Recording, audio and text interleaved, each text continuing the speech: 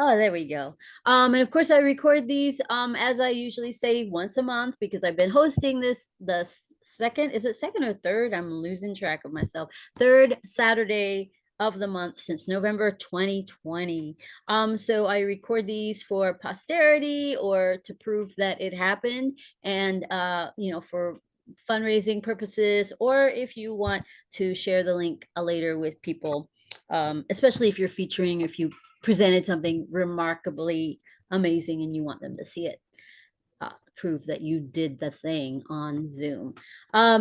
So it's recording now and we'll be here today. Tonight we have two scheduled co-features and they're both based in Minnesota. So that's so exciting. I'm based in North Texas. My name is Tammy Melody Gomez. Very happy to be here with you. And as always, I really cherish what you bring to the space. And as some of our regular attendees and participants know, I'm looking at you, Richard, Jeffrey, and Lorraine. It's been quite a little bonded community, and we just really enjoy piping in. So I mean, a lot of us stay unmuted for most of this time together. So I trust that folks know how to self-manage their comments and things like that. Yay, yay for you, Richard. You don't agree. Okay.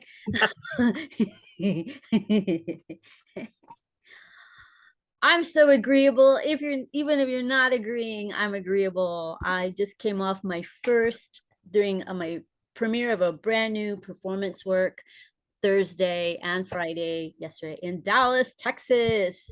Woo! So I'm so excited because 2 years since the pandemic, my body's older and stiffer and not as limber, and the brain capacity came back after COVID. And I actually got this piece off the ground with two amazing co-performers who I coach trained. And yeah, we had good feedback. The best of all for me was that each night, Thursday and last night, the people who gave us the most effusive feedback with tears and hugs were women from Iran who really resonated with the piece and the message of the piece and the tone of the piece. And that's my heart was thrilled about that. So more to come on that level with all the efforts of people around the world to achieve liberation. So I'm keeping the girls and women of Iran, right there at the top of my heart these days. So anybody want to shout out something about what's cool and important to them this week or today? Check-in wise. I wanted to say Dallas is a terrible place, mostly. I was born and raised there before anybody gets mad at me. So I can say that. I mean, there's some cool things about Dallas. I'm glad you had a good time there. It sounds wonderful. Congratulations. I put it in the chat, but I feel I'm more comfortable saying it to you, my friend. So congratulations on the new work. I'm so happy for you. Thank you. Thank you so much. Thanks, Danny. Absolutely. Means a lot. It means I'm back. Like Tammy is back. Tammy never went away, yo. Well, 2 years of not knowing, But you've always been right here. Oh, Tell you that. Thank you. Thank you. Anyone else feeling like a little bit of check-in time is warranted for you? Take up space. It's for free. We're not in a rush. We're not in a rush, and everybody gets time to read. Anybody and everybody who's here can read and share original literary work. Tammy, are you still coming out here next month? Yes. All right. Yeah. I don't even know my schedule yet. I mean, the days more or less, the week after the 12th, but I don't know how they're gonna be toting us around, and so I will be checking in with you as soon as I know when I have a sizable chunk of time that I could fit my Richard Loringer in. Hey, I got the monkey vax this week. Ouch. It gives you a big welt.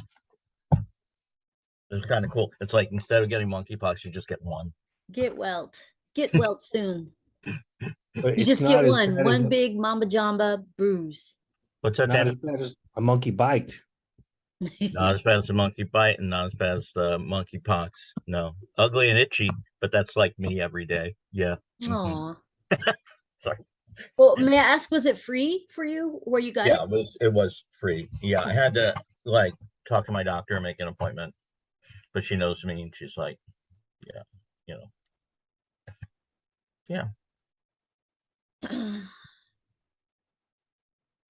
Okay. Any other check, anybody need to give a shout out? Any other shots? Anybody get vaccinated this week? I got the flu shot. That's me.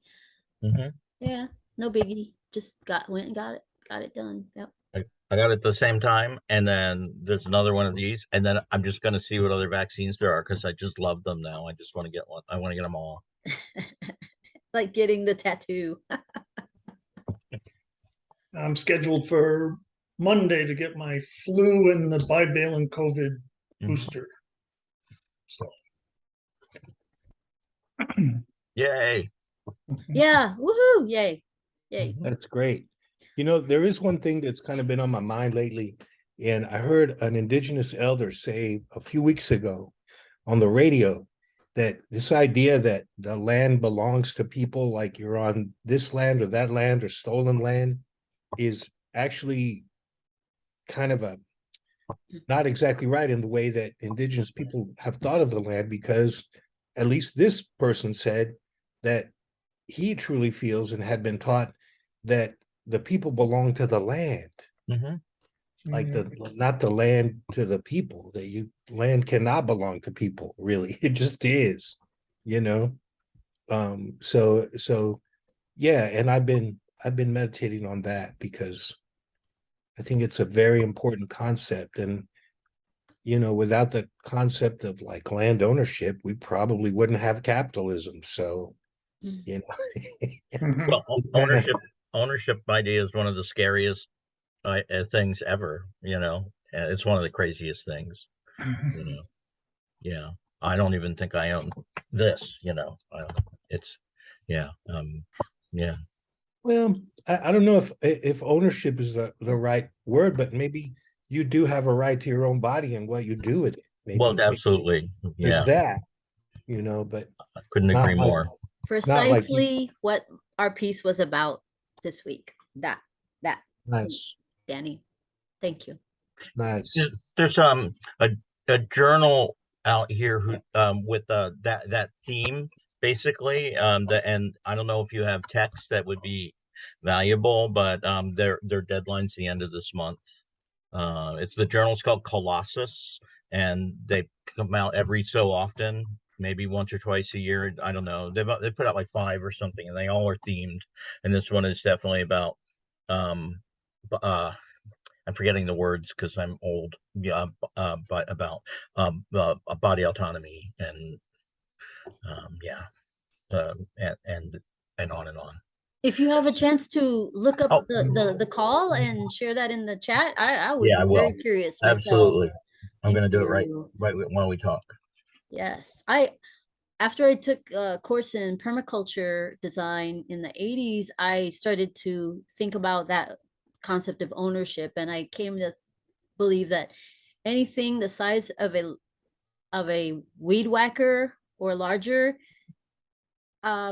should be co-owned. I don't understand why every single household has to have their own weed whacker and leaf blower and automobile and the big things. Why can't they be co-owned? And now I'm reading that public libraries are checking out items like that for community use. So in addition to books and CDs and DVDs, you could check out a rake or a power saw, those kinds of tools that we need or would otherwise need to rent if we couldn't afford to own them, and then store them in a huge storage unit that we pay way too much money for. So I'm stepping What off my soapbox. what will they do next? Make available banned books? Oh wait. The banned book Well, section right. would be the Yeah. whole library. I know. There's There's a Thank you for there's a the link. tool library nearby me here. Oh, It's cool. it's in Berkeley, and it's there's a regular library, and then the back half of it is a tool library. It's been there forever. Mhm. If for the readers among you are looking for a really interesting nonfiction read, The Dawn of Everything.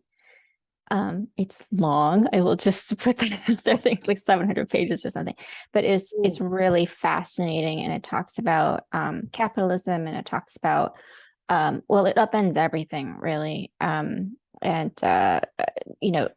intelligence and cultural intelligence and Native Americans, and it just goes way back hundreds of years and debunks a lot of things that I certainly take for granted. So yeah, as we're talking about capitalism and capital and autonomy and ownership, that would be a really interesting read for those of you who might be interested in going deeper.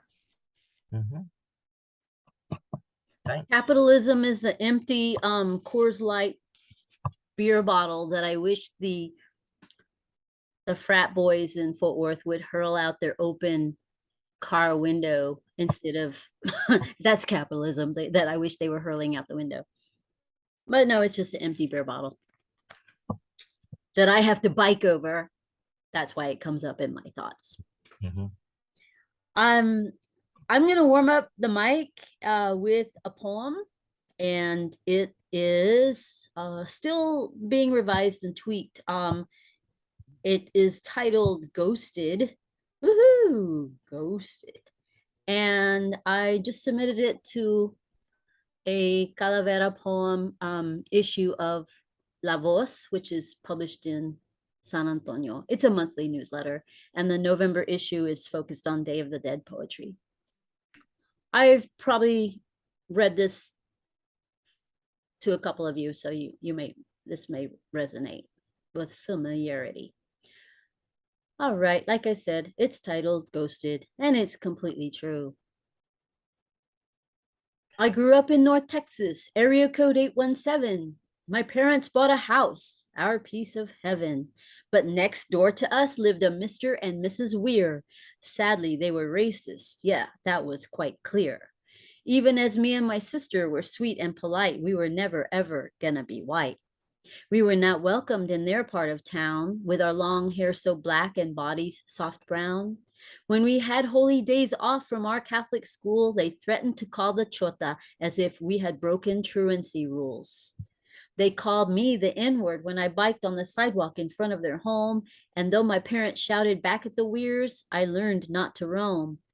So me and my sister avoided their yard and their unfriendly gaze, and those neighbors just spit out bigotry till the end of their days.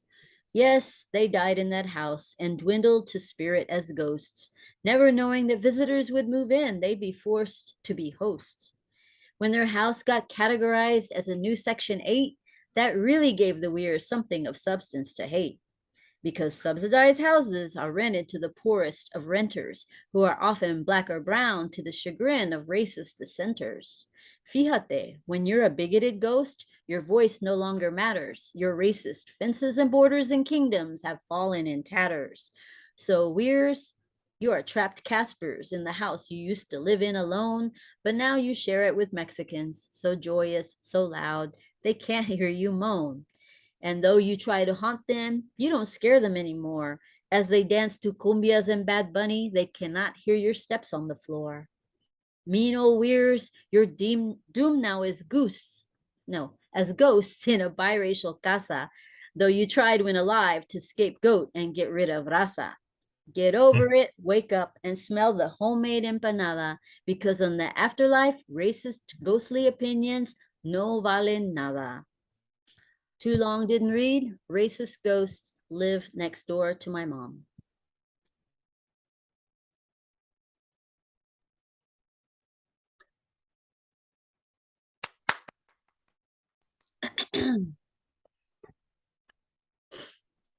Nice. Yeah, I like that one. Mm-hmm. I don't really like the story, but I like the. Well, Yeah. yeah. I kind of like what happens to them. Yeah. They move out. they've been telling my mom, the new neighbors, I mean the various people who've resided next door, tell her they move out and there's a ghost. They say it's haunted. And I'm like, oh, I know who's haunting them. It's they Mr. and Mrs. Weir died in that house. Mhm. I made empanadas earlier this week. Mm. Yep. I like that part of the story. Homemade empanadas. Were they savory or sweet? They were sweet. I made camote y de manzana with almendras and nueces. I used the patty Janiche recipe for the crust, right? For the dough.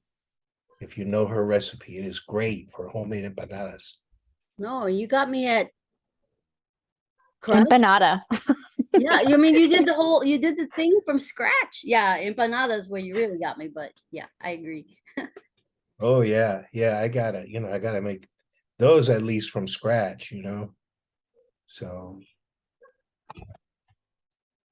yeah, it's All right. fun. Plus, my 15-year-old is an appreciative audience. He's like a magician with food. He just makes it disappear, Lucky guy. I'm Who would like to read next? Who's not Danny yet? I mean, I have one that kind of follows up on yours. Oh, please, Lorraine, welcome. Go for it. Hola.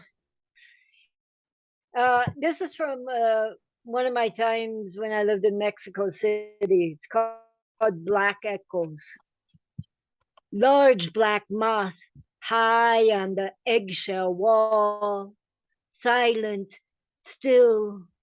It tells no knowledge except to those who listen to its darkness. Their conspiracy theories and conspiracies echo up stairwells, through salas, their talk of death and war echo, echo. Another day, another black moth. I capture it in my smaller hands and let it escape. I speak to it, coaxing it onto the broom straw and carry it away to the garden patio. It flies above the third story into the smoggy afternoon. Their laughs echo up stairwells and through the salas. It's all superstition. It's all foolishness. The spirits listen. The crinkle of wrappers, the crunch, the melting of chocolates stolen from the ofrenda echo up and through. Those laughs, those lies no longer echo. The moth has disappeared. No one is here who will listen to their darkness.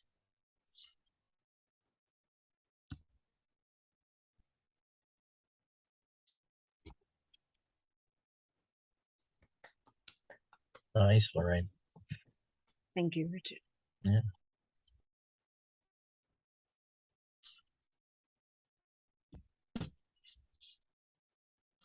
Is that a new one, Lorraine? No, that's actually quite an old one. And I every month I put out a collection of my published poetry and make it available on my blog. And actually, this month's offering I released early just for tonight. Oh, okay. So I'll put the link in the chat. Yes, thank you.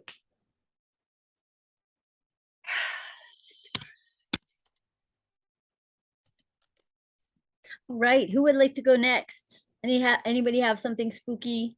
Fun, spooky, scary, spooky, spooky. Mysterious, spooky.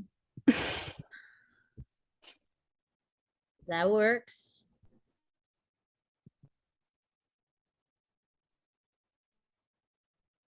I got something, but it's a little longer than usual, so I thought I would wait till after, Danny, unless you want to fill out time. Well, never kill time, but I have the patience for a long piece now. I Well, don't know. it's a It doesn't story. need It's to just wait not a till poem. later. Yeah. Oh, Mhm. oh yeah. I mean, please. You guys up for a scary story? Yes, always. You don't This one just got, disappoint. I just got this in this cool, so this is Press Great Weather for Media. They're out of New York, and they put out an anthology every year. And they all look different. They all have different titles. This one's called Arriving at a Shoreline. I was surprised they took this on like us. I think of it as a scary story, and they're more general whatevers. That's all right. Well, I'll read you the story. It's called Shed. About a week ago, I woke to find feathers scattered here and there in my apartment. They were light gray and brown, not very big, certainly not from a tiny creature. Bemused, I went about picking them up, then realized there were more than I'd first noticed, grabbed the vacuum, hoping they wouldn't clog it. They didn't, but they did clog my attention for a while, wondering where the hell they came from. It seemed as if a bird had gotten in, but search as I might, there's no sign of anything more than feathers. Eventually, I went off to work, forgot all about it. Next morning, I found a few more, which I was sure weren't from the night before. This time, I went tearing through the closets and checking under furniture. Last thing I needed was to have a dead bird somewhere in the apartment. I found nothing. A couple days later, I got home from work and noticed clumps of matted gray hair or fur in most of the rooms, even on the kitchen table, and especially in the bed. Suspect number one, the downstairs neighbor's nasty old long hair, which had gotten into my place a few times before. Even so, after the feathers, it felt a little weird. I thrashed around all the rooms, but couldn't spy or scare it out from anywhere. I realized I left the door ajar. It must have gotten back out. I went down and pounded on the old guy's door, but no response. Not even that vexatious feline rowling as usual. It was probably on the roof by then anyway. The following morning, I spotted even more of the gross, mangy stuff. I repeated the search and pound of the night before with a dash of rage, but no cat, no answer, and definitely no joy. Was relieved to arrive home in the evening to no further clumps or evidence of intrusion. Though I suspected the invasion wasn't over, I decided to let it go, much as I can let anything go, if you know me. Besides, I was beat, didn't want to spend another second on it. A couple of days later, that being yesterday morning, I woke to find my bed full of scales. No shit, like snake scales, I guess, but bigger than I'd imagined them. Now I was officially creeped out. Clearly, somebody was fucking with me, probably one of my psycho exes. The question mostly being which one. I have a type. I wasn't sure if the scales were real. Never did hang much with snakes, but they definitely had a sharp odor, not unpleasant, just sharp, kind of acrid. Not that it mattered. Someone was sneaking into my apartment while I was sleeping or not home and tossing animal sheds all over the place. Sloths, molting. How sick was that? First thing, I texted my building manager, come take a look. He wrote back to say he was out of town for a few days. Figures. No vacuum for these babies. I picked them up one by one, gingerly at first. They were cool and smooth, but not slimy. I thought they'd be slimy, and collected them all in a big Ziploc bag, which I laid carefully on the far side of the kitchen table. Dozens of them, maybe 100 or more. Psycho. I was pretty aggro, debated staying home from work and considering what antics might happen here during the day, especially with no one around to check. Then I thought the better of it, figuring it couldn't get much worse than this, and if it did, there'd be hell to pay. Good to take my mind off it anyway. Arrived home from work, apprehensive as hell, and crept quietly to my door. There was no sound within, no sign of anyone having entered. Still, I wasn't taking any chances. I burst in like a bad TV cop actor, shouting "Police!" to my empty, musty place. All right, maybe I was overreacting, but I couldn't settle down. Eventually, ended up having a couple drinks while staring at some some bland human drama on the screen. I took one of my favorite little chill pills to knock my ass out. Don't ask which one. I've got all of them. Hit the sack. I slept badly last night, regardless. Tossing and writhing in sweaty sheets for hours without ever being conscious enough to wake up and fully and start over. You know how that happens. Finally, I slid into a blackness, no sound, no dream, still as a cavern. I woke this morning feeling oddly untroubled, almost serene, as if I put a great ordeal behind me. I'd forgotten to set the alarm. I didn't care. I lay there incredibly relaxed with eyes closed, luxuriously against the day. In my half sleep, I imagined I was lying with a lover, could even feel the light weight of their hand against my chest. As I woke further, I realized that couldn't be. Decided I must be snuggling with my sheets still tangled up from the night. My eyes finally fluttered open on their own. I saw that wasn't the case either. Here's the strangest part. You'd think I'd have been freaked out or frightened to find myself lying side by side with a shed of my entire skin. But I wasn't. Instead, it felt so familiar, soft, almost silken, shrouded in a comforting musk. Though it was light as can be, I felt a great weight lifted. The shed looked to be complete, intact, with only the mouth gaping as if ready to kiss. I let out a deep breath and lay there feeling whole for the first time in memory, calm, content as ever. I snuggled in against it, letting my eyes close again. And for the longest time, I lay there breathing in the musk, cheek to cheek with my inverted face. Dead.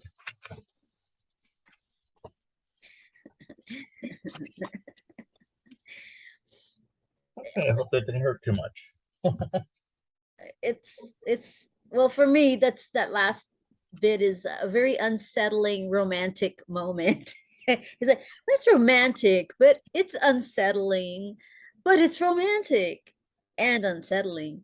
Ah, nice. Thank You gotta you. love yourself first. Yeah. There you go. Anyway, that was my scary story for the day. I thought I've been writing scary stories and I like that one. Okay. When so many horror Romantic. films, slasher films are relegated to like nature settings or cabins in the woods, I feel particularly creeped when stories take place in urban places because I'm like, I thought the scary stayed out there, and it's everywhere. It's in elevators. It's in Kroger grocery store. Oh my gosh. Wow. It is in grocery stores these days. Ah, Mhm. thank you for sharing, Richard. Yeah, thanks. Thanks for Welcome, listening, guys. Alice. Hello, Alice. Jeffrey, how about you? I saw you glancing down. Are you're scribing something, taking notes or sharing about ready to share something? No, I'm not ready.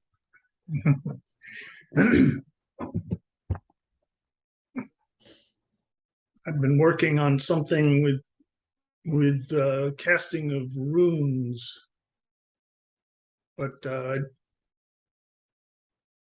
still undone.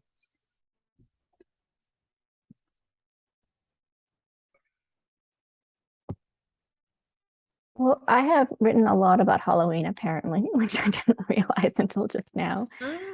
Only one of which is even remotely spooky. So I'll read the spooky one, I guess. It is also prose like Richard's, but it is quite short, 700 words. So I guess it's like a flash piece or something. Halloween, 1981. We are a bunch of ghouls and ghosts tonight. Our ghastly natures visible at last with stage makeup, fake blood, and the occasional mask. In my direct line of vision, I see my friends. Frankenstein, Count Dracula, cowgirl, witch, pirate, spaceman. I adjust the mask away from my face so I can breathe a little.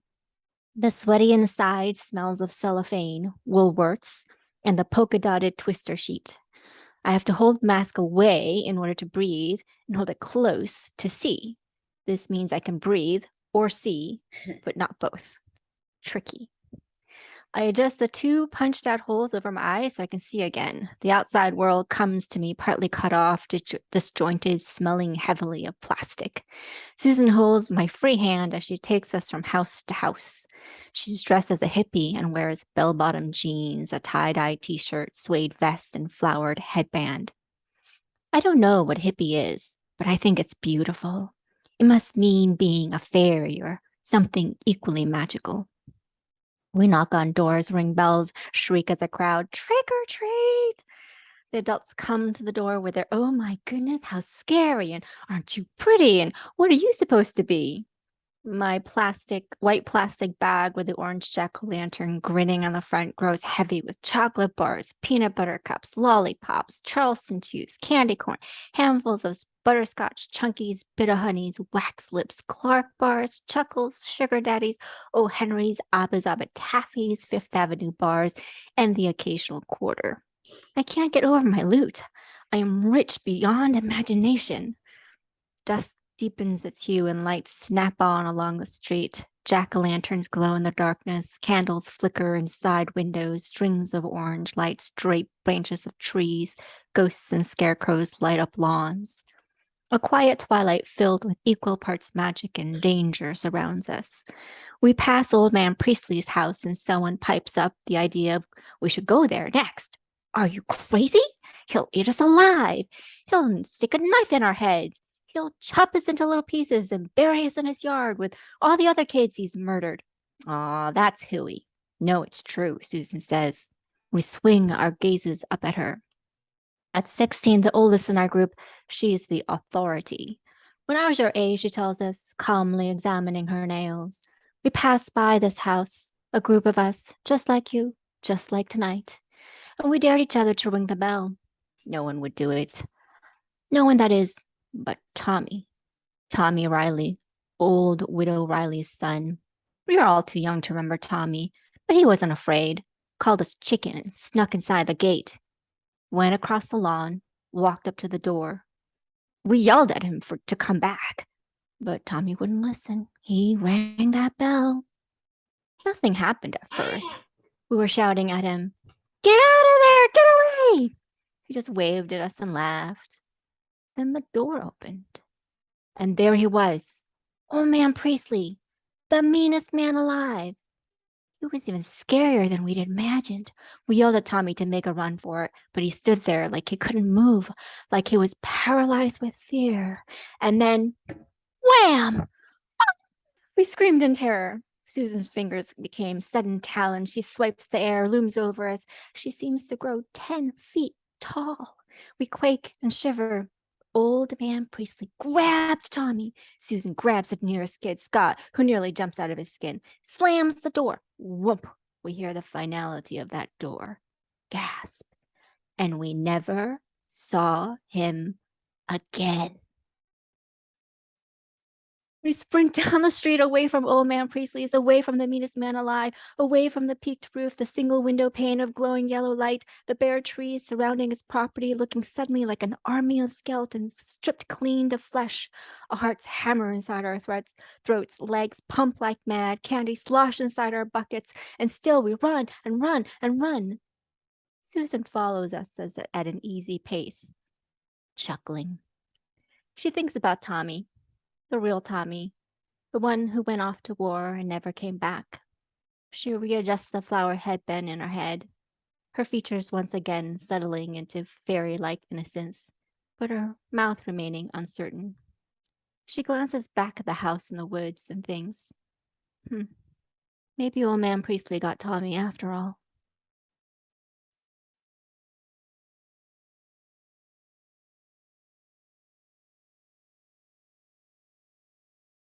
Thank you. Thank you.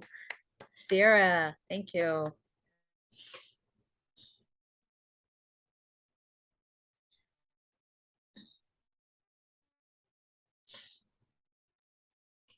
Yikes. Mhm. Yikes.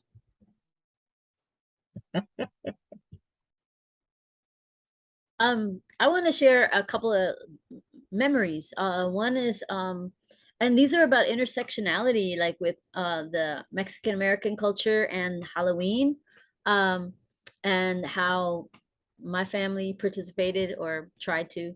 My mom had a live-in boyfriend about 15 or so years ago, and he was grabbing stuff out of these cups in my mom's kitchen cupboard to give out as Halloween candy until my mom realized he was giving away chocolate X-Lax pills or whatever the shape. And she's like, "No, Jose, that's not candy, that's medicine." and, and she's like, "How many of those did you give out?" And he's like, "Oh, only a few." So anyway, major problem averted. But you know, he didn't have the capacity to read too much English at that time. The other story is I was trying to avoid many years. I've done that, and yeah, it's true confession. I try to not be home when the kids start coming by.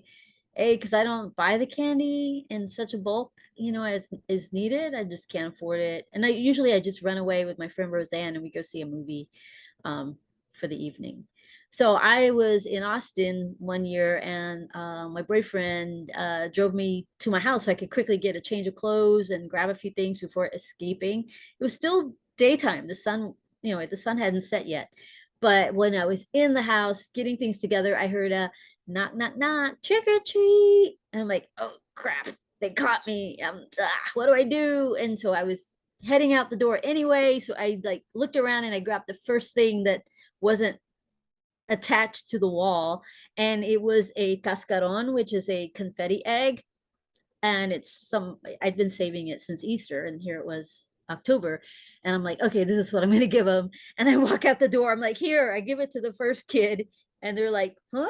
And the other kid's like, what about me? And I said, just share it. And yeah, I feel guilty. Yeah, I suck sometimes, but anyway, it's good for a laugh now. Share it.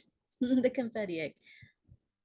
Any stories, haunted or otherwise, relating to this time or season of the year?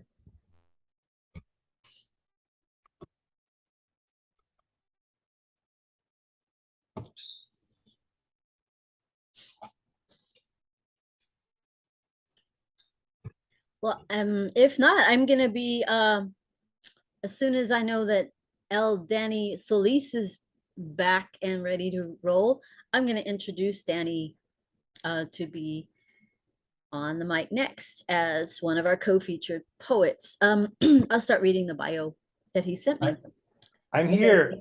Yay, I knew you were. Danny Solis was born and raised in Dallas, Texas, which he still halfway thinks sucks, but that is his birthplace. He is now located elsewhere, and Danny may talk about that or not. He has been a working poet and educator since 1990. He has performed and led workshops all over the US, Canada, Africa, Asia, and Europe. He is a co-founder of Rochester, Minnesota Art Ensemble, an interdisciplinary art collective. He is the director of the Day of the Dead Poet Slam, a community festival featuring elements of poetry, visual arts, music, dance, and Dia de los Muertos. Solis believes that poetry saves lives and literacy makes everything better. He lives with his 13-year-old son, Teagan, who eats all the empanadas all day, who is the light of his life. Danny, if you're ready to go, take it away. To our Hi. applause, welcome him. Thank you. Thanks. And thanks everybody for reading, and Tammy for reading and sharing memories. That's very cool. I was hoping that Sierra would read something. Thank you, Sierra, for reading and being new to this gathering and stepping up anyway and doing something. Made me very happy. And I too want to read a prose piece, and I wrote this a while back, not for Halloween or anything. These kinds of things get on my mind sometimes. So I'm going to read that, and then I may have time for one poem after that. So let me pull this up here. Technology. Here we go. Listen, I hope you defeat me. I really do. I'm tired of this. Tired. I have tried to kill myself. Believe me. Let me count the ways. Ha ha. I have thrown myself off of cliffs. I don't even get bruised. Drowning doesn't work. I just get wet and cold and end up irritable and sneezing a lot. Animals won't eat me. A wolf told me I was basically inedible. When I told him to give it a try anyway, he ran away laughing. I tried to freeze myself. I woke up to snoring. A grizzly had come and curled up against my back in the snow for warmth. I mean, I just can't seem to get this thing right. Heroes and heroines and wizards have come, men, women, people, all ages and descriptions, with all kinds of weapons and spells, amulets and potions and liquids. At first, I thought it was exciting. Who would kill me? Would this young warrior on her beautiful horse with her enchanted blade put an end to this? No. The answer was always no. It hardly seems fair. I do appreciate that you and I are having this talk. You know, humans listen differently, really. They listen for their own benefit. Most could give a shit about what you think. They are just listening for their gain, entertainment, or food, or some sort of edge on the situation. It's fun to watch their greedy little twitches as they skim and discard what you're saying. Sometimes I'll steer the conversation one way or the other to watch them lick their chops, waiting for the payoff. It's like waving a salmon in front of a bear in March. Fun, till it's not. Fire. Fire doesn't work. I was born in fire. I remember that much, hotter than anything here on the surface of the earth. I've tried to find my birthplace, dug into earth, searching. Once, I dug so deep I got tired and curled up and slept for a long time. When I woke up, some idiots had built a village above me. I had to pee. I came to the surface, and they panicked and attacked me. I was not amused. I mean, imagine getting attacked on your way to the bathroom and you haven't even had coffee or breakfast. Anyone would be grumpy. Some got killed in the ruckus. Of course, I ate them. They were already dead. Why waste? Oh, the fuss they made. You'd have thought I was Grendel or something. Yeah, I knew him. What an asshole. He killed for fun. He liked seeing people get afraid. I'm not like that. He liked talking shit. I kicked his furry little ass one time. He stayed out of my woods after that, the punk. I knew his whole family. Whew, what a bunch. His mom was crazy, but fine. I stayed clear. His dad and I were friends for a while, till he got more and more bitter. I think he was senile at the end. Otherwise, that kid wouldn't have been able to kill him. There was another piece of work. Beowulf. Sheesh. Crazy and an asshole. Watching him and Grendel fight was like watching a bully and the new tough kid wrestle on the playground. They both got what they wanted in the end. Maybe we all do. Speaking of which, you look a little pale. Well, we don't have to rush things. We can chat a little more. It's a couple of hours till sundown. I guess you would want to be out of here before then. The ghouls around here have gotten thick as mosquitoes once the sun goes down. Though, I imagine you'd thin them out some from the look of you. Okay, some hints. I'm not a troll. There are ways to kill them, though the older they get, the harder it is. I once saw a very old troll lay down in a stream bed and turn into rocks. I thought he was faking it at first. I went, yelled in his face, gave him a couple of kicks. No, he was stone. River rocks, pretty and wet. What a trick. I was so jealous. I tried it, but yeah, I told you how that goes. I'm not an ogre. They're not really a thing as far as I know. Just small to medium giants who broke a deal with a witch and got cursed, the idiots. Never break a deal with a witch. Witches. I've hung out with a couple. They can be fun. Or not. Witches can be great to party with, very charming and erudite, but piss one off, and the next thing you know, you're covered in boils, drooling, and trying to eat babies. That's another thing. I don't kill babies or children of any kind. Young things have a kind of light. They lose it along the way. But while they have it, I don't like watching young things suffer. I hate it. I won't tolerate it. Don't think that makes me good the way you think of good. I've happily killed thousands of grown humans, and I'm not done yet. It gets tiresome, though. The fighting and screaming, the bargaining and begging, the goddamn drama. Though some have died well. I envy those. So, I don't know what I am. The serpents have a name for me, but I can't pronounce it. They've told me stories. Stories. They pass their stories down.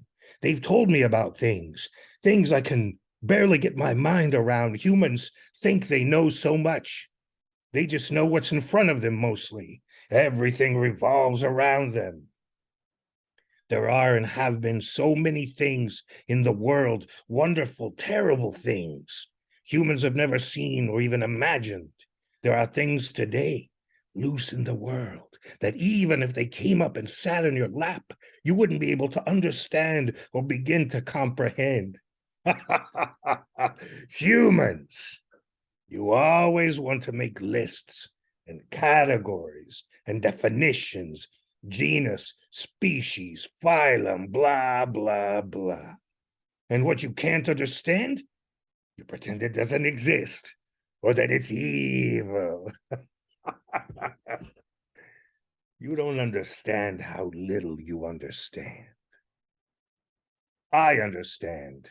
I'm a shitty philosopher. So, look, the moon is coming up. Let's get to this. I see you've got an assortment of weapons and trinkets to play with. Tell you what, I'll go down in this grove over here. You come find me whenever you're ready, and we'll dance. Don't take too long, though. I've got a date with an owl to tell stories and jokes. They're usually pretty corny, owls, but it breaks up the monotony.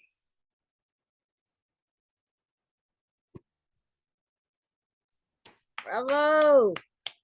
Hello, thank you. Bravo. Bravo. Oh, I thought you said hello. Hello. Hello. Danny, you were muted the Bravo. whole time. That was awesome. Oh, thank you. Yeah. Great narrative voice. Oh my gosh. I Mhm. can hear you hosting an amazing something. Yes. Oh, thanks. Yeah. And then More, he goes please. back to his oh thanks, sweet Danny voice. Yeah, I wanted to do that in a voice, in a different voice. And I realized I'm a little like Vincent D'Onofrio when his depiction of Kingpin in the Daredevil series. I've been watching that lately. And I realized I was getting a little, so Matt Murdock, that kind of shit. But I do have another poem to do, if that's okay, if y'all can take another poem. More, please. And Please. that will be my Otra. Thank you. You're very kind. Very kind. Thank you. I'm just gonna do the poem. This is called Pictures of the Monster. First of all, it is not Satan, not even close. It shelters in hours when people could easily discover it day or night, both unimportant. It can nuzzle or it can bite. If you look for it, you might find that it lives in books, tumbles from paintings, swims the undercurrents of jazz. It swallows the moon, it splashes the air electric-wise. It is many shades of blue. It can play a lot. It can freeze you or torch you. It can pull you into water under and hold you tight. It can spin you from deep water onto the shore. It chews the stars. It pummels the sun. It drums the crumbling drums of heaven. It buys the devil a beer and a shot. It snuggled with Burroughs and suffocated Kerouac to Lady Day. It was a hot night and a hotter man on a bed of sweat in magnolias. It ran through a needle up into all her veins and set her adrift. A lonely song on a black lake choked with poppies. It is a shell game of passion and breaking, a bait and switch of a cresting wave of sensuality, sitting down to coffee laced with whiskey every morning in the dim light, fanning out like a dingy memory, unfolding like a coal train solo. It says, come on. It says, try it. It says, fuck death. And then it does. It says, bottle, broken beer, fight, knife fight, casually, like drinking a beer. It is a shark on dry land. It is coyotes, killed, skinned, and nailed to a fence down the highway. Another and another and another and another. It is coyotes, first on one side of the campfire, then the other, splattering the night with their yelp, cackle, chirp, talk. It is the Gila monster, poison jaws, grinding, flailing, precise, and holding. It swings down on you like a crazy blade. It beckons like the yellow-lit windows of home on a cold night. It rolls down the highway while you sleep. It walks beside the interstate, hungry and clueless, while you eat good food, get drunk, and fuck someone pretty. It wraps your face in roses and your heart in barbed wire, and for you, you watch it attend you. At arm's length, does it call your name, sing a little song outside your window. It's there, right there. Miraculous and undeniable, relentless and delicate, stretching through bottles of wine, stretching through the last pull of a necessary cigarette. It runs with wild dogs. It sleeps with cats. It is ice on the jungle, a boat in the desert. It lays slabs of magic to evanesce with dawn. It guides the careful craft and the clumsy collision. It goes on and on and on and on. Just like this poem. And when Miles blew his last, it drained its drink, got up, walked out, and wended into the night, looking for more.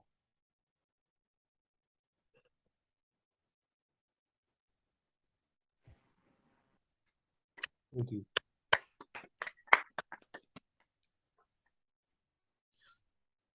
My kind of night on the town. Damn. Thank you. Tammy, are you familiar with that poem?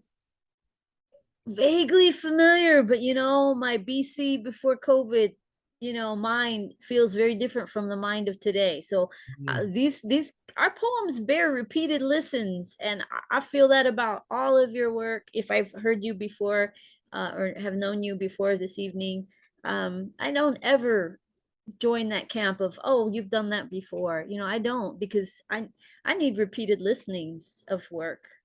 I don't want to just hear one piece one time. That's not me. And I don't know where you're going with that question. Is there something, a follow-up to that? No, I just wondered if you had heard it or remember that poem. I mean, it's an old poem, and I've just worked a lot on crafting the performance of it, I like that poem. I got another one that's kind of similar to it, but I thought of doing those two kind of side by side and talking about the idea, because I think the one I just did, Pictures of the Monster, is really about duende, right? That spirit of duende. And then the other one that I was thinking about doing, which is called The Other Thing, is really more, I think, about Nahual, which is a concept that Carlos Castaneda wrote about, that supposedly he got from Don Juan, and all that. but regardless of however Castaneda has been discredited or whatever, I think the idea of Nagual is the idea of Nagual and Tonal are valid ideas of how to deal with the world, you know, or how the world deals with us, even. But anyway, so that's kind of a deep dive. I'm over here thinking about all kinds of things, but I will say that it was so wonderful to read the prose piece. I mean, both for this audience, it's great reading for this audience and being here. Thank you so much for the opportunity. But I've never read that piece to anyone before. I don't think anyone's ever even seen it, like, you know, on the page or anything. So it's first time. That's its little debut. The prose piece. The prose piece. Yeah, Yes. yeah. That was terrific.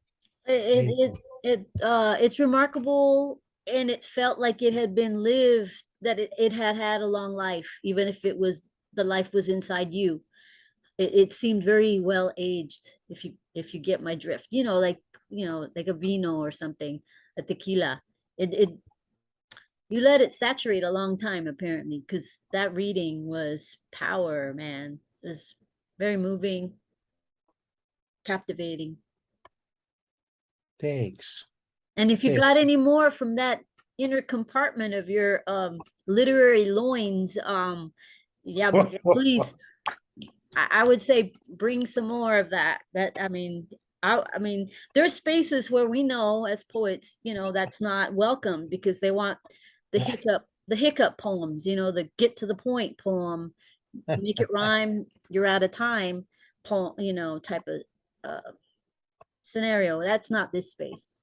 Sierra gave the shocked emoji at the, I think it might have been at the phrase literary loins. Okay. Yes, indeed. But Well, where does your brilliance lie? I don't know. What chakra does your literary creative brilliance are reside? you asking Sierra or me? All of you, All all you. of my, Okay. everything I say is to be ignored or rendered insignificant, and or it's directed to all who want to address it or not. See, that's what wise people say about their own stuff like that you're saying, Tammy.